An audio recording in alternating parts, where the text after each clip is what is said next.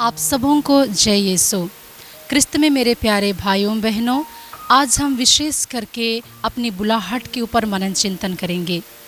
ये जो बुलाहट हमें मिलती है वह एक ईश्वर का वरदान है, क्योंकि मैंने स्वयं अपने जीवन में इसे महसूस किया है। और ईश्वर का वरदान हमें यूं ही प्राप्त नहीं होता है।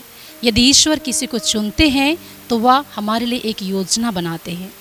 जिस प्रकार हम पढ़ते हैं नबी यिर्मयाह के ग्रंथ अध्याय 1 पद संख्या 5 में कि माता की गर्भ में रचने से पहले ही मैंने तुम्हें जान लिया है, मैंने तुम्हें राष्ट्रों का ज्योति बनाने के लिए तुम्हें चुन लिया है, प्रभु ये कहते हैं।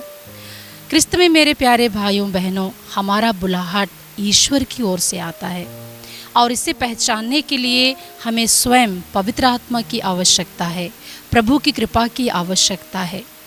और हम देखते हैं गणना ग्रंथ अध्याय 3 पद संख्या 13 में वचन कहता है कि हर पहला उठा बच्चा मेरा है। हर पहला उठा बच्चा मेरा है, चाहे वो पशु का हो, पक्षी का हो, जानवर हो या मनुष्य का हो। वह पहला उठा बच्चा ईश्वर कहते हैं वह मेरा बच्चा है, अर्थात हमें प्रभु के लिए उन्हें समर्पित करना है। जब भी हम चर्च में आते हैं या किसी मंदिर में जाते हैं तो हम एक अच्छा फल को चढ़ाते हैं, हम एक अच्छा चढ़ावा, एक अच्छा उपहार को प्रभु को देना चाहते हैं।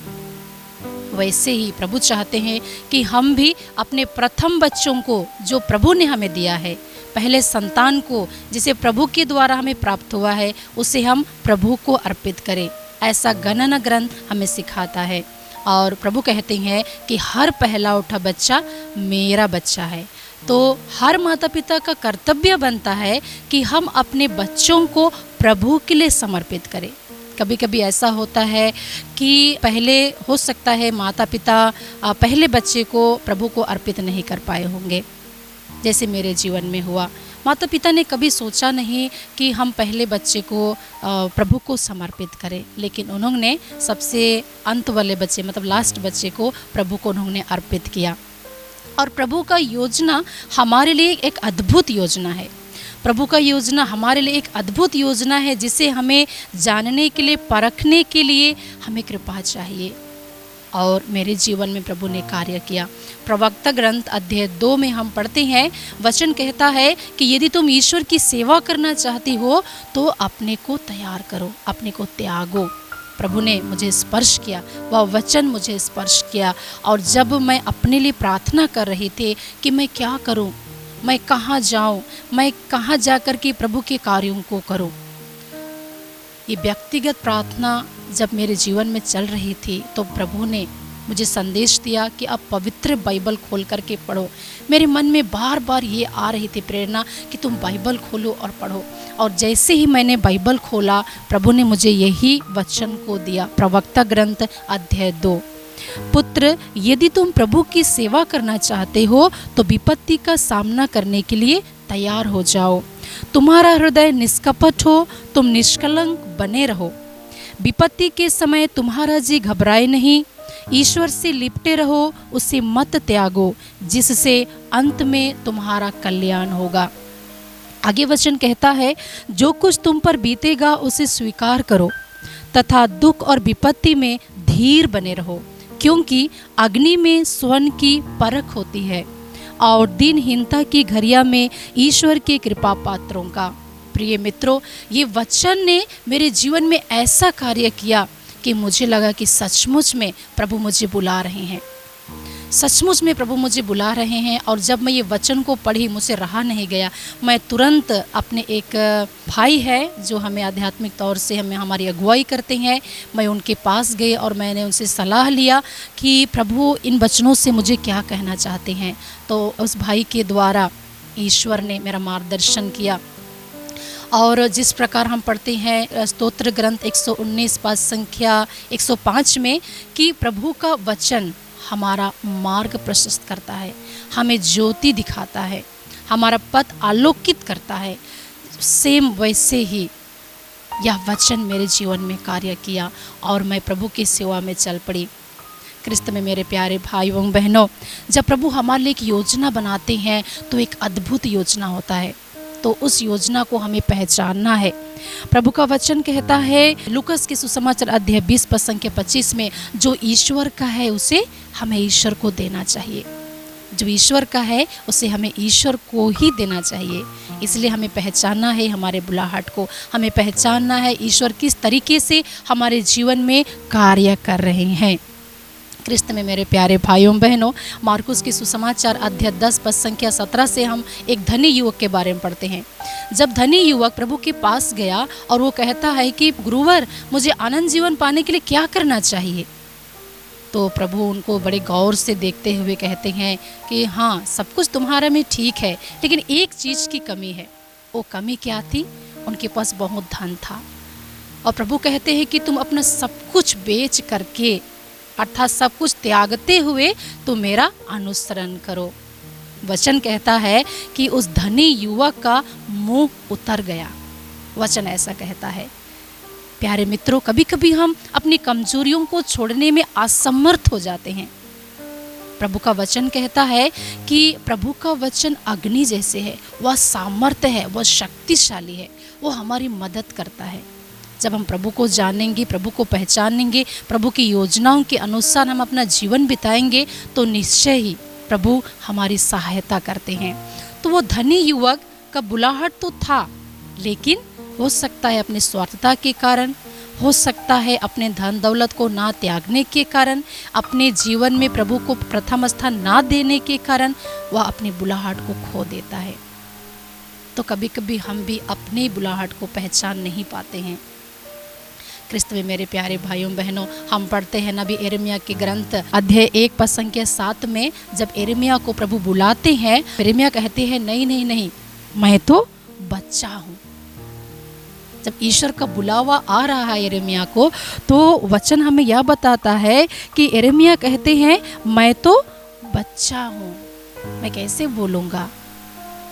कभी कभी हम भी प्रभु के योजना में, प्रभु के कार्य में हम कभी कभी बाधा बन जाते हैं। अपनी कमजोरियों को अपने सामने रख करके हम प्रभु के कार्यों को खारिज करते हैं, नहीं कर पाते हैं। तो प्रभु यिर्मयाह से कहते हैं कि तुम चिंता मत करो, तुम ये मत बोलो कि मैं बच्चा हूँ, मैं तुम्हारा कार्य नहीं कर सकता। प्रभु कहते हैं यिर्मयाह को, मैं तुम्हें शक्ति दूंगा, मैं तुम्हें सामर्थ्य दूंगा।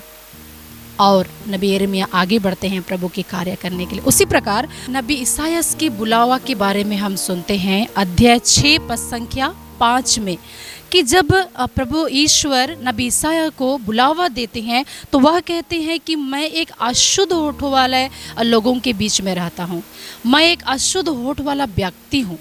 तो प्रभु कहते हैं चिंता मत करो, मैं तुम्हें शुद्ध करूँगा, मैं तुम्हें पवित्र करूँगा। और वो एक अंगार के द्वारा नबी ईसायाह को शुद्ध करते हैं, पवित्र करते हैं, और वह अपने ही कार्य के लिए प्रभु उन्हें बुलाते हैं, एक बुलावा देते हैं। और नबी ईसायाह के द्वारा ईश्वर ने कितने बड़े बड़े कार्य किए। क्रिस्त में मेरे प्यारे भाइयों बहनों, हमारा बुलाहट, हमारा बुलावा ईश्वर का एक वरदान है। तो उस वरदान को हमें पहचानना है, उस वरदान को हमें जानना है कि प्रभु मुझे क्यों बुला रहे हैं, क्यों हमें बार बार लगता है कि मुझे प्रभु की सेवा करना चाहिए, क्यों हमें ऐसा लगता है कि प्रभु मुझसे कुछ कार्य कराना चाहते हैं। इसमें प्रभु की एक बहुत बड़ा योजना है। उसी प्रकार हम सुनते हैं मूसा नबी के बुलावा के बारे में निर्गमन ग्रंथ अध्याय 4 पद संख्या 10 में, कि किस प्रकार ईश्वर ने मूसा को एक बुलाहट दिया। इजरायली जनता को दुश्मनों के गुलामी से छुड़ाने के लिए मूसा को ईश्वर ने चुना। लेकिन जब उनको चुनते हैं, मूसा भी बहाना बनाते हैं और वे कहते हैं कि प्रभु मैं तो बोथरा हूँ, मैं तोतलाता हूँ, मैं बोल नहीं पाऊँगा, आप जिस कार्यक्रम में चुन रहे हैं वह मैं कर नहीं पाऊँगा। ईश्वर कहते हैं तुम चिंता मत करो, मैं तुम्हें एक सहायक प्रदान करूंगा जो हमेशा तुम्हारे साथ रहेगा, तुम्हारी अगुवाई करेगा और तुम्हारे द्वारा वह बोलेगा, तुम चिंता मत करो। प्यारे मित्रों, हम कभी कभी प्रभु के कार्यों को समझ नहीं पाते हैं और हम अपने ही मनमानी करते हैं, अपने ही द्वारा हम जीवन जीना चाहते हैं, लेकिन प्रभु हमसे एक महान कार्य करना चाहते हैं। तो इसलिए हमें अपनी बुलाहट को जानना है, पहचानना है कि प्रभु ने किस प्रकार मुझे बुलाया है, प्रभु किस प्रकार मुझे चुन रहे हैं, किन शब्दों से प्रभु मुझसे बातें कर रहे हैं।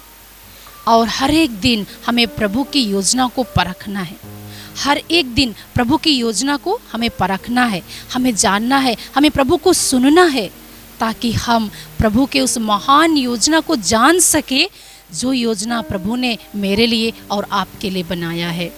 प्रिय मित्रों, हम प्रभु को अपने बुलाहट के लिए धन्यवाद दें। मैंने भी कभी सोचा नहीं था कि मैं प्रभु के कार्यों को करूँगी। बस मन में एक चाह थी कि मैं एक धर्म बहन बनूंगी। लेकिन जब इन वचनों के द्वारा प्रभु ने मुझे स्पष्टता दी, प्रभु ने मुझसे कहा कि मैंने तुमको चुना है, मैंने तुमको चुना है अपने कार्य करने के लिए, लोगों के लिए। जिस प्रकार लूकास के सुसमाचार अध्याय 10 पद संख्या 2 में हम पढ़ते हैं कि फसल तो बहुत है लेकिन मजदूर थोड़े हैं। बहुत सारी आत्माएं हैं जिनको बचाने के लिए आज प्रभु हमारी सहयोग चाहते हैं।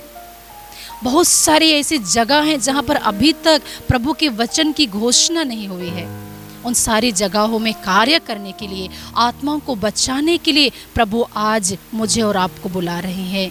तो आइए हम अपनी बुलाहट को पहचानते हुए प्रभु का संपूर्ण रूप से सहयोग दें।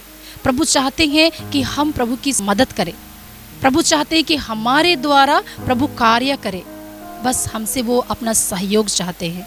तो आइए हम प्रभु को अपना संपूर्ण सहयोग दे, पूरा सहयोग दे प्रभु को, ताकि प्रभु स्वयं वो कार्य करे जो योजना उन्होंने आपके लिए और मेरे लिए बनाया है।